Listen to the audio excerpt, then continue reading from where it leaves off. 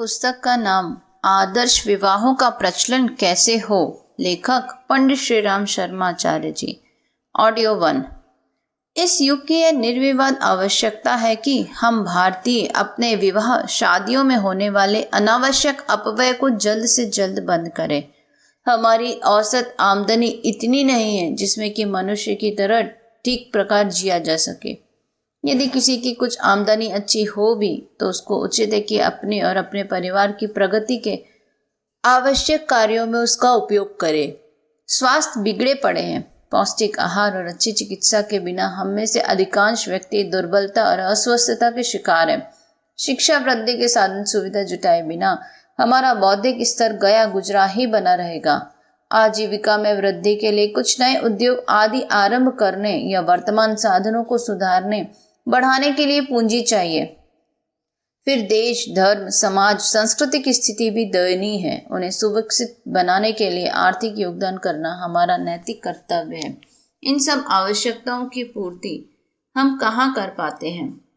उचित आवश्यकताएं पूरी करने के लिए हमारी आर्थिक स्थिति अब की अपेक्षा बहुत अच्छी होनी चाहिए। अभाव के कारण प्रगति का मार्ग बहुत हद तक अवरुद्ध ही पड़ा रहता है और किसी प्रकार जिंदगी के दिन पूरे करना ही वर्तमान स्थिति एवं साधनों में संभव हो पाता है। समृद्ध सुविकसित जीवन की आकांक्षा पूरी करने की व्यवस्था आर्थिक कठिनाइयां बनने ही नहीं देती। गाढ़ी कमाई का खेदजनक अपव्यय।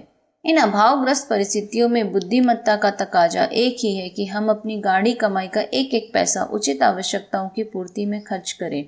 अपव्यय को अपना घोर शत्रु समझें और निरर्थक खर्च की जो बात दिखाई पड़े उसे तुरंत रोके। इस बचत पर ही हमारी प्रगति की संभावनाएं निर्भर है। जब हम फिजूल खर्ची में अपनी गाढ़ी कमाई फूकते रहेंगे तो स्वभावतः स्वास्थ्य, शिक्षा, व्यवसाय, परमार्थ आदि आवश्यक कार्यों की दिशा में हमें वंचित ही रहना पड़ेगा। आर्थिक दुर्दशाग्रस्त व्यक्ति के लिए अपव्यय की भूल करना एक प्रकार से आत्महत्या के बराबर है। इसे दुर्भाग्य ही कहा जाएगा कि अभावग्रस्त दयनीय स्थिति में गुजारा करने वाले भारतीय विवाह शादियों के नाम पर अपनी आमदनी का 1/3 भाग स्वाहा कर दें। गरीब आदमी जब अमीरी का स्वांग रचता है तो उसके फूहड़पन पर किसे तरस ना आवेगा। हमारी मानसिक स्थिति वस्तुतः बड़ी दयनीय है। जिन दिनों घर में विवाह शादी होते हैं उन दिनों नकली अमीरी प्रदर्शित करने के ऐसे ऐसे नाटक रचते हैं जिन्हें थोड़ी विवेकशीलता की दृष्टि से देखा जाए तो उस भौड़ी सूझबूझ पर घृणा ही व्यक्त की जा सकती है। जिस समाज के लोगों का व्यक्तिगत एवं सामाजिक जीवन इतनी गई गुजरी दयनीय स्थिति में पड़ा हो, वे विवाह जैसी बिल्कुल सामान्य सी बात पर इतना पैसा उड़ावे तो उनकी समझदारी में कौन संदेह न करेगा। परंपराओं के नाम पर हम जिस जंजाल में फंसे गए हैं अब उससे छुटकारा पाना ही उचित है। प्रत्येक विचारशील, दूरदर्शी और देशभक्त व्यक्ति का यह कर्तव्य है कि वह साहसपूर्वक आगे बढ़कर लोगों के मस्तिष्क में मकड़ी के जाले की तरह फैले हुए इस भ्रम की सफाई का प्रयास करें। बाहरी शत्रु उतनी हानि नहीं पहुंचाते जितने भीतरी भ्रम जंजाल। विवाहों में होने वाला अपव्यय एक प्रकार का आर्थिक उन्माद है। आज यह बुराई छूत के रोगों की तरह सारे समाज को ग्रसित किए बैठी है। उसका उपचार न करना एक भयानक बात होगी।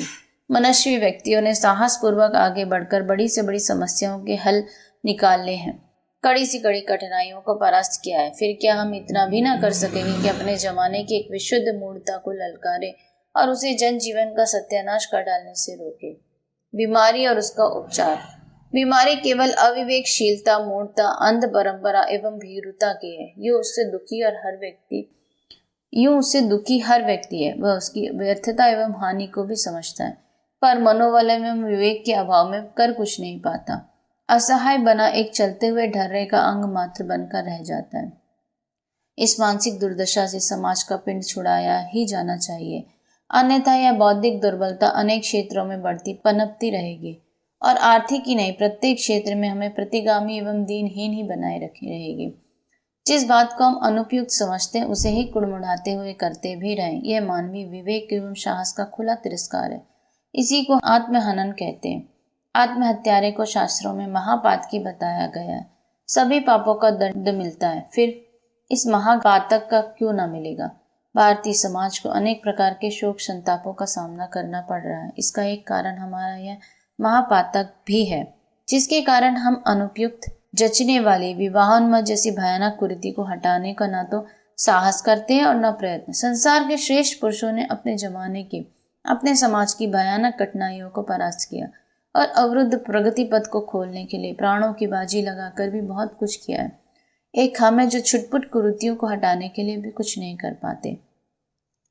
जिन मूर्ताओं के विरुद्ध आज सारा मानव समाज विरुद्ध रुष्ट हो उठा है, उसे हटाने मिटाने को तो एक हल्का सा आंदोलन, छोटा सा संगठन एवं थोड़ा सा पुरुषार्थ पर्याप्त हो सकता है।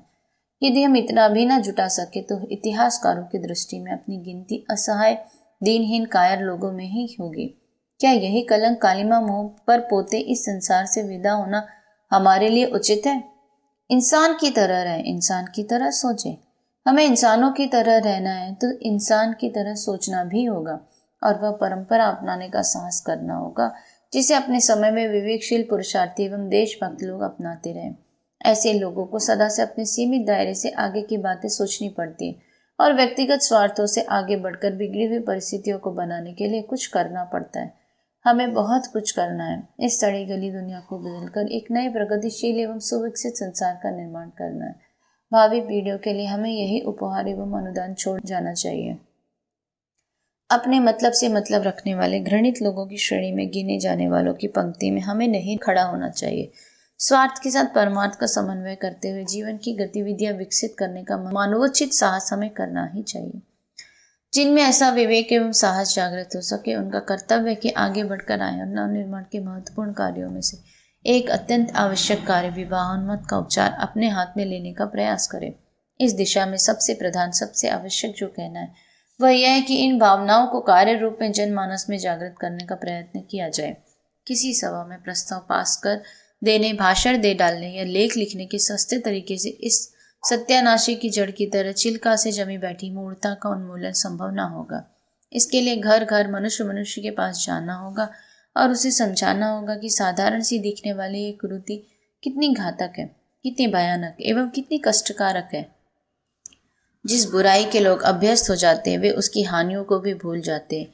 भारतीय समाज को इस कुरीति से होने वाली हानि का इतना अभ्यास हो गया है कि नशेबाजी में स्वास्थ्य, धन, यश, बुद्धि सब कुछ खो बैठने पर भी उसे छोड़ने की बात ना सोचने वालों की तरह उसे यह विचार तक नहीं होता कि उसे छोड़ा जाना चाहिए या छोड़ा जा सकता है। हमने एक प्रकार से इस बुराई के साथ समझौता कर लिया है और ऐसा मान लिया है मानो वह भी हमारे जीवन का एक अंग है। यह स्थिति बदली जानी चाहिए। जब तक किसी बुराई के दोषों को गहरी दृष्टि से न देखा समझा जाए तब तक उसकी हानि समझ में नहीं आती और उसे छोड़ने की इच्छा भी नहीं होती। अतः पहला काम यही करने का है कि लोगों की वस्तु स्थिति से परिचय कराया जाए और उनमें इस प्रकार आत्महत्या न करने के लिए साहस पैदा किया जाए।